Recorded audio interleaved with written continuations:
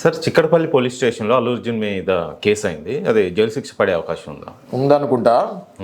హైదరాబాద్ సంధ్యా theatre వద్ద జరిగిన తొక్కిసలాట ఘటనలో అల్లు అర్జున్ చిక్కడపల్లి పోలీస్ స్టేషన్ నమోదైంది కేసు.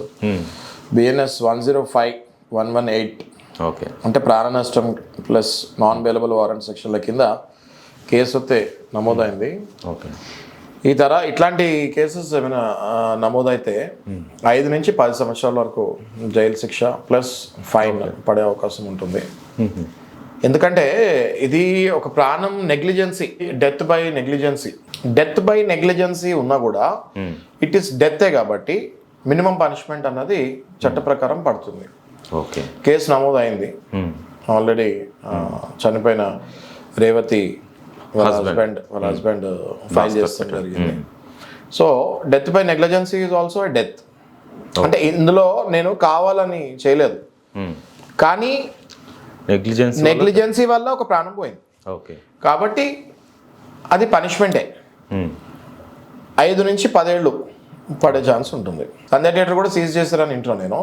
ఓకే, ఆ యాజమాన్యం మీద కూడా కేసు అయింది. యాజమాన్యం పైన థియేటర్ యాజమాన్యం మీద, మైత్రి మూవీస్ మీద అయింది, అల్లు అర్జున్ మీద అయింది, పడింది.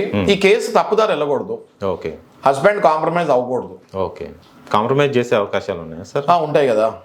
పెద్దవాళ్ళు డబ్బులు 20 కాపితే 40 ఇస్తా, 40 కాపితే 1 కోటి ఇస్తా అంటే కాంప్రమైజ్ అయ్యే ఛాన్స్ ఉంటాయి. కాంప్రమైజ్ అవ్వకూడదు. కంపన్సేషన్ ఎలాగో వస్తుంది, ఇవ్వాల్సిందే, పనిష్మెంట్ పడాల్సిందే. పనిష్మెంట్ పడకప్పుడు నేను మీకు అదే చెప్తున్నా, 20 ఏళ్ల క్రితము ఒక కృష్ణ జింకని చంపాడన్న అభియోగంలో సల్మాన్ ఖాన్ ఎన్నేళ్లు జైలు చుట్టూ తిరిగాడు, కోర్టు చుట్టూ తిరిగాడు. ఇప్పటికీ అనుభవిస్తాడు. బిష్ణోయ్ వాళ్ళు నేను వదలను అని మళ్ళీ లేటెస్ట్ గా దేశవ్యాప్తం చర్చ అయింది. మనకి పర్సనల్ గా అనిల్ బిష్ణోయ్ గారు కూడా ఫోన్ చేస్తాం జరిగింది. రైట్. సో నేనేమంటున్నాను, అనిల్ బిష్ణోయ్ గారు 10,000 జింకలు ప్రాణాలు కాపాడి 300 కేసులు ఫైల్ చేశాడు ఆయన, జింకలు చంపిన వాళ్ళని. మరి భార్య చనిపోతే హస్బెండ్ కేసు వేసి కాంప్రమైజ్ అవ్వకూడదు కదా. ఖచ్చితంగా ఇలాంటి వాళ్ళకి బుద్ధి చెప్పాలి, పనిష్మెంట్ పడాలి. ఇది చూసి మళ్ళీ యంగ్ హీరోస్ కానీ వేరే హీరోలు కానీ ఇట్లాంటి ప్రీమియర్ షోలు ఇట్లా జనాల మధ్యలోకి ఇష్టం వచ్చినట్టు పర్మిషన్ లేకుండా వెళ్ళిపోతాము, పోలీసు వాళ్ళని ఇబ్బంది పెడతాము. పోలీసు వాళ్ళు నిన్న రాత్రి అయిన విషయంలో పోలీసు వాళ్ళకి సమాచారం లేదు ఈయన వస్తున్నట్టు. సమాచారం ఇవ్వాలి కదా పోలీసు వాళ్ళు, ఎక్కువ బందోబస్తు అవునా కదా.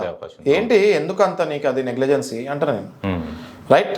Negligence up to the peaks ఇది జరిగింది. ఖచ్చితంగా ఇది పనిష్మెంట్ పడాలి రవి గారు. ఇది కానీ పోయిన ప్రాణం మాత్రం తిరిగి రాదు సార్. కానీ ఆ రేవతి గారు చనిపోయారు, కానీ తన కుమారుడు శ్రీతేజ అతనైనా బతకాలని కోరుకుందాం సార్. అతను బతకాలని 100% చాలా ప్రే చేస్తున్నాను నేను కూడా.